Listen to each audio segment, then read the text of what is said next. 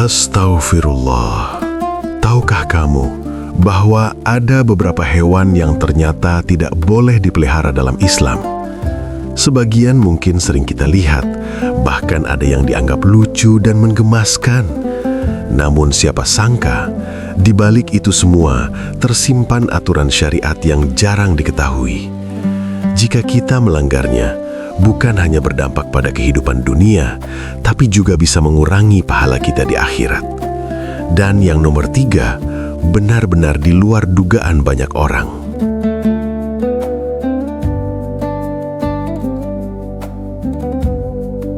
Assalamualaikum warahmatullahi wabarakatuh.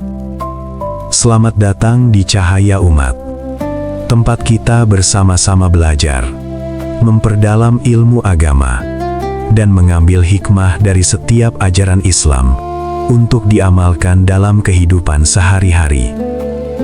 Semoga setiap video yang kami hadirkan bisa menjadi pengingat, penambah wawasan, sekaligus ladang pahala bagi kita semua. Jika sahabat merasa konten seperti ini bermanfaat, jangan lupa untuk menekan tombol like, membagikan video ini kepada keluarga dan teman, serta subscribe Cahaya Umat, agar dakwah kebaikan ini terus menyebar. Aktifkan juga lonceng notifikasi, supaya tidak ketinggalan video Islami terbaru yang insya Allah penuh ilmu dan hikmah. Dukungan sahabat sangat berarti bagi perkembangan channel ini.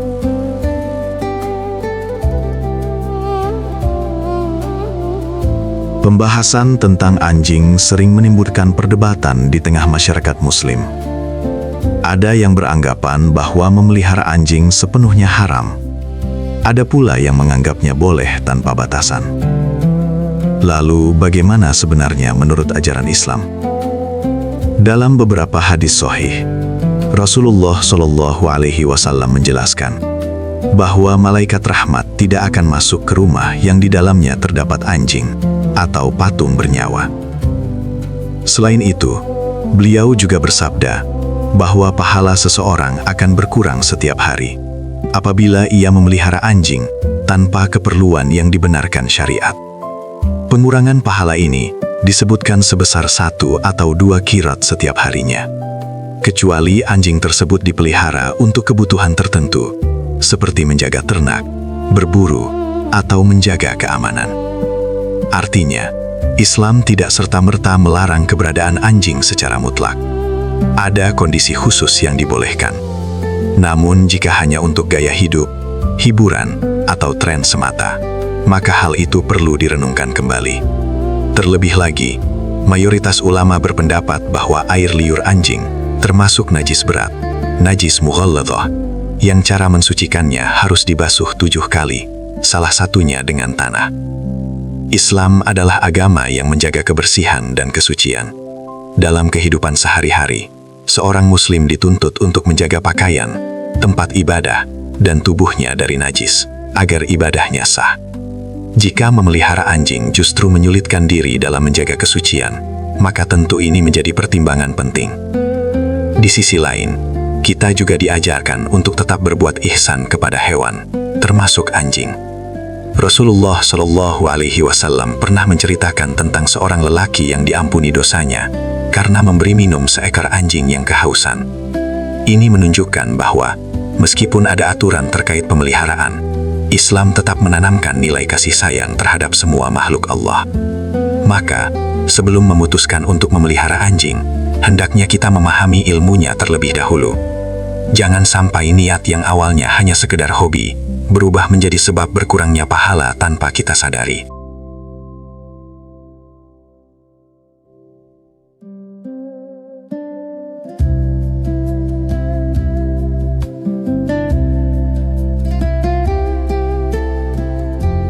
Jika pada pembahasan sebelumnya masih terdapat rincian dan pengecualian, maka berbeda halnya dengan babi. Dalam Islam, babi adalah hewan yang secara tegas dan jelas disebutkan keharamannya di dalam Al-Quran. Tidak hanya dagingnya yang haram untuk dikonsumsi, tetapi juga seluruh bagian tubuhnya dipandang najis oleh mayoritas ulama. Allah Subhanahu wa Ta'ala berfirman dalam Al-Quran bahwa daging babi termasuk makanan yang diharamkan bagi orang beriman. Penyebutan ini bahkan diulang dalam beberapa ayat di surat yang berbeda, menunjukkan betapa seriusnya larangan tersebut. Karena itu, keharaman babi bukanlah hasil ijtihad ulama semata, melainkan ketetapan langsung dari wahyu. Lalu, bagaimana dengan memeliharanya? Sebagai seorang muslim, memelihara babi tanpa alasan darurat tentu tidak dibenarkan. Selain karena statusnya yang najis, memelihara babi juga berpotensi mendekatkan diri pada sesuatu yang jelas diharamkan. Islam mengajarkan prinsip sadduz zari'ah, yaitu menutup pintu-pintu yang bisa mengarah pada perbuatan haram. Jika memeliharanya saja sudah membuka peluang untuk interaksi, pemanfaatan atau bahkan keuntungan dari sesuatu yang haram, maka hal itu patut dihindari. Dalam konteks modern, mungkin ada yang beralasan untuk kepentingan bisnis atau penelitian. Namun bagi seorang muslim, segala bentuk usaha tetap harus berada dalam koridor halal dan thayyib. Rizki yang baik bukan hanya soal jumlah, tetapi juga soal keberkahan. Apa artinya keuntungan besar jika diperoleh dari sesuatu yang jelas dilarang oleh Allah? Selain itu, Islam sangat menjaga aspek kebersihan dan kesehatan. Secara medis, babi juga dikenal sebagai hewan yang rentan membawa berbagai parasit dan penyakit. Meskipun alasan utama pengharamannya adalah karena perintah Allah, seringkali hikmah di baliknya juga dapat dipahami melalui sisi kesehatan dan kebersihan. Bagi orang beriman, sikap terbaik adalah sami'na wa ata'na, kami dengar dan kami taat.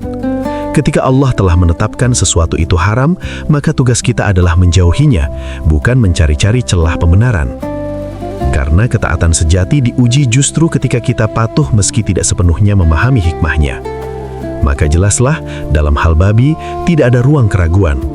Seorang muslim hendaknya menjaga diri, keluarga, dan lingkungannya dari segala hal yang berhubungan dengan keharaman yang nyata ini.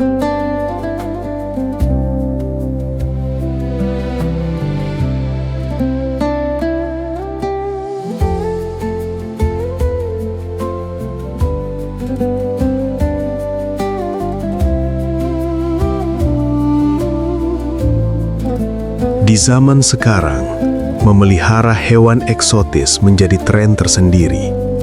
Salah satunya adalah ular. Tidak sedikit orang yang merasa bangga memiliki ular dengan corak unik dan harga fantastis. Bahkan ada komunitas khusus pecinta reptil yang menjadikan ular sebagai simbol keberanian dan prestis.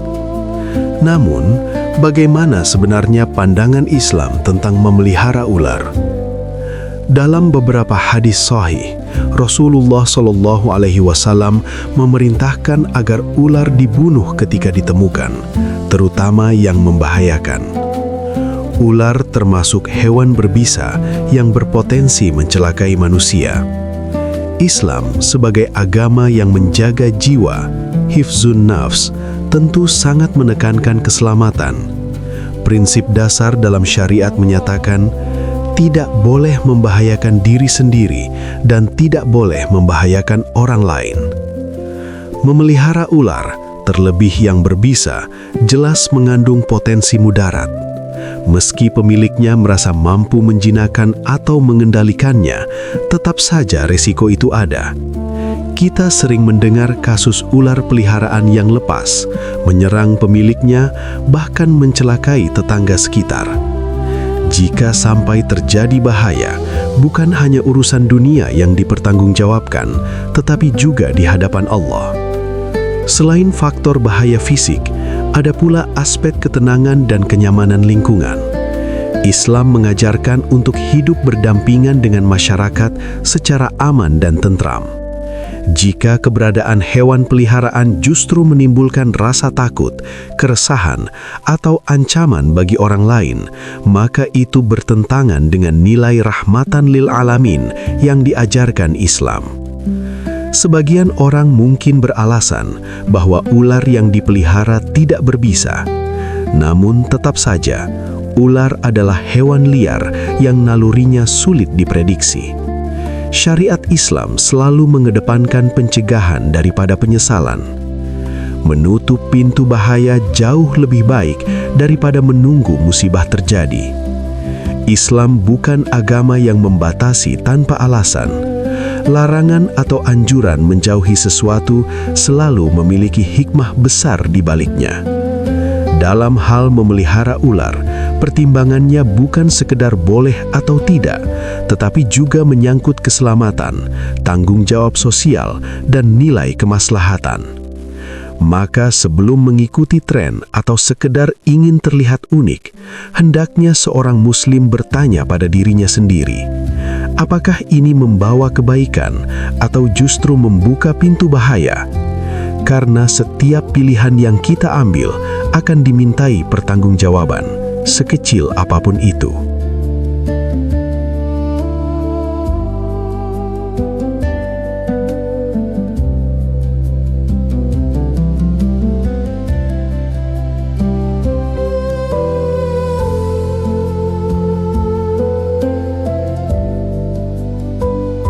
Dalam sebuah hadits sahih, Rasulullah Shallallahu Alaihi Wasallam menyebutkan 5 hewan yang disebut sebagai fawasik, hewan perusak, yang boleh dibunuh, bahkan di tanah haram, yaitu tikus, kalajengking, burung gagak, burung elang, dan anjing liar yang berbahaya.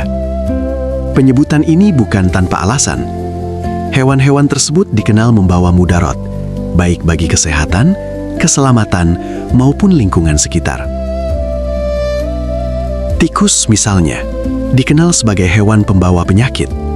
Dalam sejarah, wabah besar seperti pes pernah dikaitkan dengan keberadaan tikus. Selain itu, tikus juga merusak makanan, menggerogoti perabotan, bahkan bisa menyebabkan kebakaran karena menggigit kabel listrik. Sifatnya yang kotor dan merusak inilah yang membuatnya termasuk dalam kategori hewan yang diperbolehkan untuk dibasmi jika mengganggu. Lalu bagaimana jika ada yang ingin memelihara tikus, misalnya sebagai hewan hias atau peliharaan unik? Disinilah pentingnya memahami prinsip dasar dalam Islam. Syariat sangat menekankan kebersihan, kesehatan, dan pencegahan bahaya. Jika suatu hewan secara umum dikenal membawa penyakit atau risiko kerusakan, maka memeliharanya tanpa kebutuhan yang jelas patut dipertimbangkan dengan sangat hati-hati. Begitu pula dengan gagak dan elang yang disebut dalam hadits. Keduanya termasuk burung pemangsa atau perusak yang bisa mengganggu ekosistem dan merugikan manusia. Penyebutan dalam hadits menunjukkan bahwa Islam realistis dalam memandang kehidupan. Kasih sayang terhadap hewan tetap ada, tetapi perlindungan terhadap manusia dan kemaslahatan umum lebih diutamakan. Namun perlu dipahami, Islam tidak mengajarkan kekejaman terhadap hewan. Jika hewan-hewan tersebut tidak mengganggu dan tidak membahayakan, maka tidak ada perintah untuk menyiksa atau membunuhnya secara sembarangan. Prinsipnya adalah menghilangkan bahaya, bukan melampiaskan kebencian. Memelihara hewan yang secara tabiat membawa mudarat bisa bertentangan dengan tujuan syariat yang ingin menjaga agama, jiwa, akal, harta, dan keturunan. Jika sebuah pilihan justru membuka potensi penyakit, kerusakan, atau ketidaknyamanan sosial, maka seorang muslim yang bijak tentu akan memilih jalan yang lebih aman.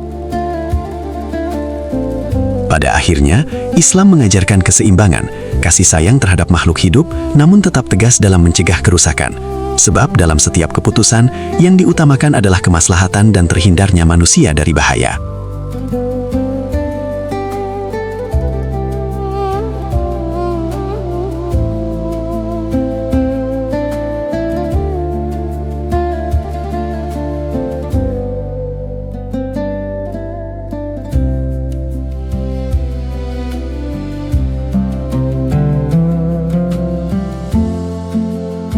Pada dasarnya, Islam tidak melarang umatnya untuk memelihara hewan.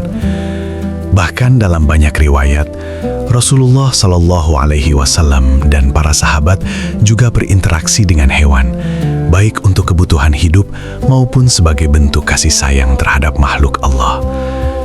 Namun ada satu prinsip penting yang harus selalu diingat. Segala sesuatu yang membawa mudarat atau melalaikan dari kewajiban dapat berubah hukumnya menjadi terlarang. Islam adalah agama yang sangat menjaga keseimbangan hidup. Memelihara hewan diperbolehkan selama tidak najis secara zatnya, tidak membahayakan diri sendiri maupun orang lain, serta tidak membuat seseorang lalai dari kewajiban utamanya kepada Allah.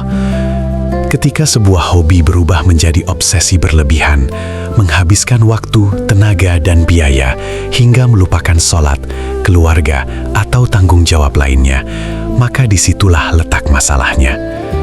Tidak sedikit orang yang rela mengeluarkan biaya besar demi hewan peliharaan, namun enggan bersedekah atau membantu sesama.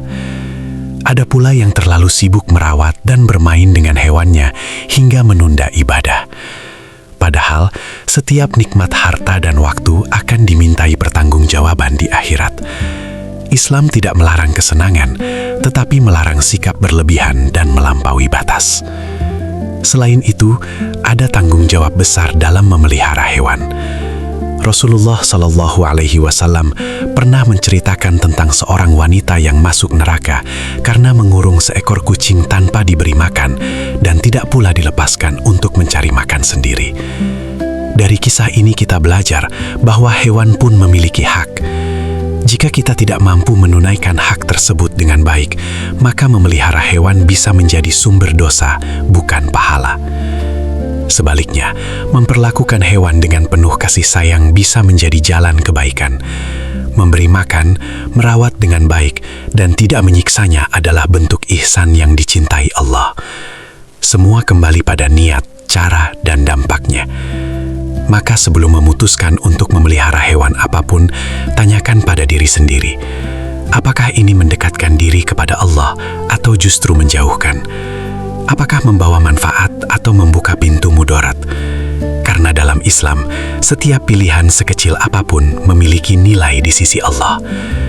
Seorang muslim yang bijak akan selalu mempertimbangkan bukan hanya kesenangan sesaat, tetapi juga keselamatan dan keberkahan jangka panjang di dunia maupun di akhirat.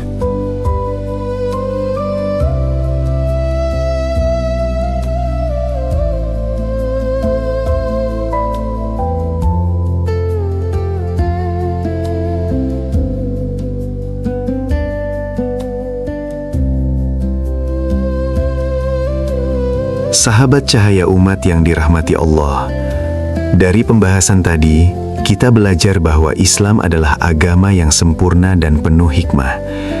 Setiap aturan yang ditetapkan bukan untuk membatasi kebahagiaan manusia, melainkan untuk menjaga keselamatan, kebersihan, ketenangan, dan keberkahan hidup kita.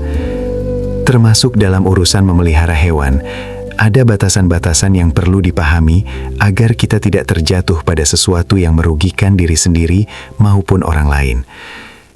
Kadang kita menganggap remeh hal kecil, padahal bisa berdampak besar pada pahala dan kehidupan akhirat kita. Apa yang terlihat sepele di mata manusia bisa jadi bernilai penting di sisi Allah.